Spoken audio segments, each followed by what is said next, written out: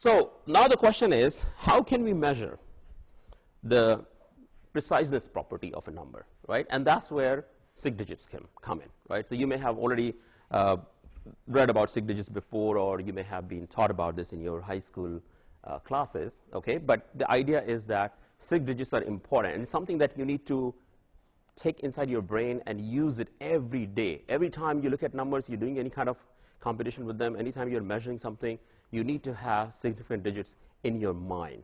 Make it part of your habit, okay? Because this stuff will not be taught to you again in our department. Nobody will talk about sig digits, but everybody will expect you to know.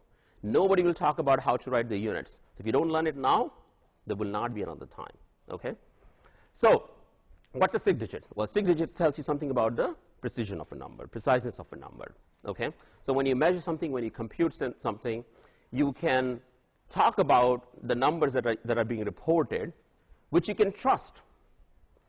Now, when you write numbers, there is always an estimated digit in there. The last digit is usually the estimated one. So where does that come from? And you know, how do we really count how many sig digits we should report and all that? So for that, let's look at a few examples. So let's say we're trying to measure the volume of some fluid inside a beaker, okay? And we have these gradations. Now, the gradations are your tool for measuring the volume, right? You can't be really more precise than the gradations. So if you look at these gradations, you can see the level is somewhere over here. And where is this level? This is between 40 and 50, right? It's between 40 and 50. So is it 46? Is it 47? What would you say? 46, 47? Something like that, right? So you could say it's 47, but your last digit is an estimated one, because it could be really 46, it could be 47, it could be 48. You have plus minus 1 ml as the tolerance, because your last digit is estimated one, right? So this is a unit place, so it becomes 47 plus minus 1 ml, right? And you cannot really report more than that, okay? Then you have, let's say, something a little bit more accurate, graduated cylinder, right? Now, graduated cylinder has a meniscus, something like this. It is not like a flat section of fluid. So now you're looking at this, and you're looking at the lowest point of this meniscus, and you see that it's between 36 and 37, right? So is it 36.5, 36.6? You could definitely say it's 36.5 or 36.6, but you know that your last digit is going to be estimated one, so it's okay to report it as 36.5, and it's plus minus 0.1. So if somebody says it's 36.6, that'll be okay too.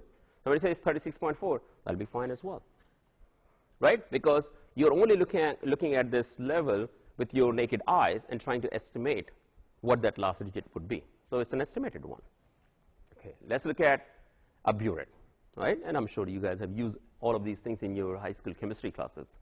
So now burette is supposed to be even more accurate. So you have gradations which are finer, but it's in the reverse now. So here is 20, here is 21. So you have 20.1, 20.2, 20.3, and 20.4. So it's between 20.3 and 20.4. Where could it be? It could be maybe 23.37, 38, something like that. Doesn't matter. You just write 20.38, let's say. And we know the last digit is estimated one, and this is the 0.01 place, 10 power minus 2 place. So the tolerance is plus minus 0.01 ml. Right? So depending on your measuring instrument, you can report different number of digits. But you always know that your last digit is an estimated one. Okay? That's where you could have some uncertainty. But the other digits are fine. There's no problem with them.